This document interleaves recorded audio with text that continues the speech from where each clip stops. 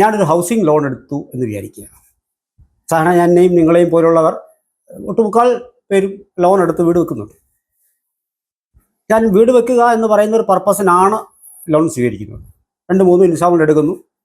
അവസാനത്തെ ഇൻസ്റ്റാൾമെൻറ്റ് തരും മുമ്പ് അവർ പരിശോധനയ്ക്കായിട്ട് തന്നു. കൃത്യമായ ബാങ്കിലെ ഓഫീസേഴ്സ് പരിശോധനയ്ക്ക് തന്നു. ഞാൻ അതിനു മുമ്പുള്ളൊരു ഗഡു സ്വീകരിച്ചിരുന്നു. ആ സ്വീകരിച്ച് വീട്ടിലേക്ക് വരുമ്പോഴാണ് തൊട്ടപ്പുറത്തെ വീട്ടിലുള്ള ഒരാൾക്ക് ഒരു മേജർ സർജറി ഉണ്ട് എന്ന് അറിയുന്നത്. എനിക്ക് ആ പൈസ വീട്ടിലേക്ക് ചിലവഴിക്കാൻ സാധിക്കുന്നില്ല.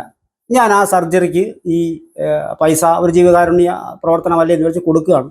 തിരിച്ച് ബാങ്കിലേക്ക് വരുമ്പോൾ അവർ ഈ പണികളൊന്നും കൃത്യമായി തീർന്നിട്ടില്ല എന്നുള്ളതുകൊണ്ട് സ്വാഭാവികമായിട്ട് എൻ്റെ അടുത്ത് കാര്യം തിരക്കും. ഞാൻ ഈ ബാങ്കിൽ വന്ന ഉദ്യോഗസ്ഥരോട് പറയുന്നു, ഞാൻ ഈ പൈസ അദ്ദേഹത്തിന് കൊടുത്തു, അദ്ദേഹം കൊടുത്തുകൊണ്ട് മാത്രം അദ്ദേഹത്തിൻ്റെ ജീവൻ ഇപ്പോൾ നിലനിൽക്കുകയാണ് എന്ന് പറഞ്ഞാൽ തൊട്ടടുത്ത ഇൻസ്റ്റാൾമെൻറ്റ് തരാതെ അവർ പോകും. ഇത് ഞാൻ ഓർക്കണം, ഇത് ഞാൻ റീപേയ്മെൻറ്റ് നടത്തുന്ന പൈസയ്ക്കാണ് ഇത് വരുന്നത്.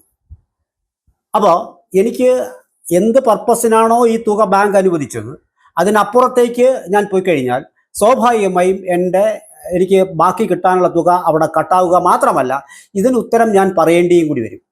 സിമ്പിളായിട്ട് ഞാനിത് പറഞ്ഞു എന്ന് മാത്രമേ ഉള്ളൂ. കാരണം ഇത് ഒരു ബാങ്കിൽ നിന്നും ഒരു വ്യക്തി അവൻ്റെ ആവശ്യത്തിന് വേണ്ടി എടുക്കുമ്പോൾ പോലും തിരിച്ച് റീപേയ്മെൻ്റ് കൊണ്ട് പലിശ ചേർത്ത് ഞാൻ അടയ്ക്കണം. എന്നിരുന്നാൽ പോലും അത് വഴി മാറ്റി ചെലവഴിക്കാനുള്ള അവകാശവും അധികാരവും എനിക്കില്ല. അതിന് മറ്റ് ചില നടപടിക്രമങ്ങളിൽ കൂടി ഞാൻ കടന്നു പോകേണ്ടി വരും. ഇത് സ്വാഭാവികമായി ഇതാണ് ഒരു പ്രോസസ്സ് എന്നിരിക്കവേ നമ്മുടെ രാജ്യത്തുള്ള ഏതെങ്കിലും ഒരു പൗരൻ, അത് എല്ലാ പൗരനും സ്വാഭാവികമായും പുറം ദേശങ്ങളിൽ നിന്ന് അവർക്ക് പൈസ ആഗ്രഹമുള്ളവരുണ്ടാവും. പക്ഷെ അത് അങ്ങനെ സ്വീകരിക്കാൻ കഴിയുന്നത് അല്ല വിദേശ പണം എന്ന് പറയുന്നത്. ഞാനീ പറഞ്ഞ സിമ്പിളായിട്ടൊരു കാര്യമാണ് ഞാൻ ഇങ്ങോട്ട് പറഞ്ഞത്.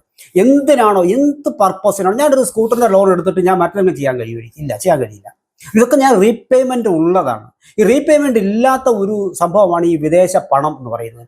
വ്യക്തികൾക്കോ സ്ഥാപനങ്ങൾക്കോ അല്ലെങ്കിൽ കമ്പനികൾക്കോ ഒക്കെ വിദേശ പണം സ്വീകരിക്കാവുന്നതാണ്. അങ്ങനെ സ്വീകരിക്കാവുന്നതാണ് എന്ന് പറയുമ്പോഴും അതിന് കൃത്യമായ മാനദണ്ഡങ്ങളുണ്ട്. ഇവിടെ കഴിഞ്ഞ മാർച്ച് 25-ന് സഭയിൽ അവതരിപ്പിക്കപ്പെട്ട ഈ ബില്ലിനെതിരെ വലിയ തോതിലുള്ള പ്രക്ഷോഭമാണ് കേരളത്തിൽ, ഒരു ഇന്ത്യയിലെ പല ഭാഗങ്ങളും അത്ര പ്രക്ഷോഭങ്ങളില്ല, കേരളത്തിൽ നടന്നത്. അത് പറയാൻ വേണ്ടി ഞാൻ പറഞ്ഞ ഒരു ചെറിയ ഉദാഹരണമാണ്.